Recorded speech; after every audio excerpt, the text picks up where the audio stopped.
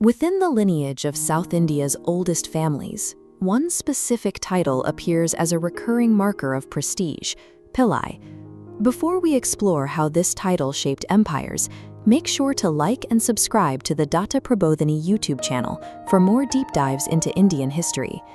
In classical Tamil, Pillai translates to child or prince.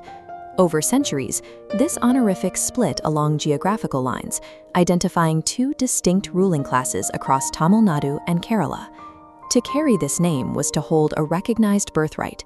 It signaled that the surrounding society acknowledged you as an heir to divine or royal authority. In the river valleys of Tamil Nadu, this title belonged to the Vellalars. They were an agricultural elite who referred to themselves as the children of the goddess Parvati. As we see in this image of farmers plowing a flooded paddy, the foundation of Vellalar wealth came from the mud itself. They leveraged their control over irrigation and grain to secure total regional dominance. They channeled the surpluses from those harvests into local governance and religious patronage. Under the Chola and Pandya kings, they became the primary administrators and financial backers of Shaivite temple complexes.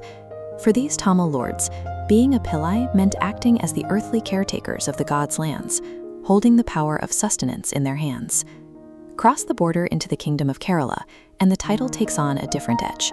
Here, Pillai was an honorific bestowed upon the highest echelons of the Nair community. Fierce Nair warriors, provincial governors, and feudal barons commanded these traditional wooden palace estates, far removed from the agricultural labor of the plains. Over time, 8 specific families, known as the Ettu Vitil Pillamar, or the 8 noble Pillai houses, amassed enough wealth to operate their own private armies, routinely challenging the authority of the royal family. Whether rooted in the fertile soil of the Tamil plains or the fortified estates of Kerala, the Pillai title identified those who controlled the land, the temples, and the regional centers of power. This is a portrait of Indian royalty, representing the centralized authority sought by King Marthanda Varma of Travancore in the 1730s. To consolidate his rule, Marthanda Varma executed the rebellious Ettu Vitil Pillamar lords, dismantling the decentralized feudal system that had empowered them for generations. In the aftermath of that purge, a highly capable Nair noble named Nilakanda Pillai proved his loyalty and rapidly ascended the ranks of the new royal court.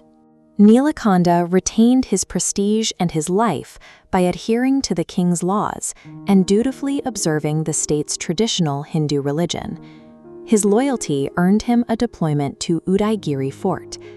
There, Nilakanda was ordered to manage construction alongside Eustachius de Lannoy, a defeated Dutch commander who had been absorbed into the Travancore army.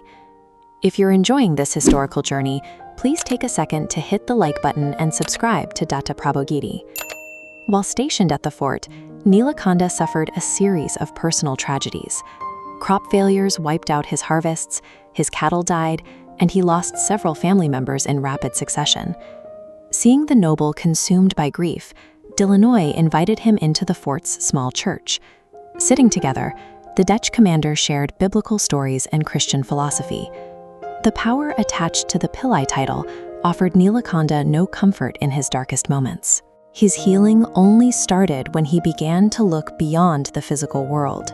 In 1745, following a period of spiritual realization, he requested official baptism from a Jesuit priest named Father Butari. Emerging from that baptism, he chose to abandon his birth name. He took the name Deva Sayayam, which translates to servant of God.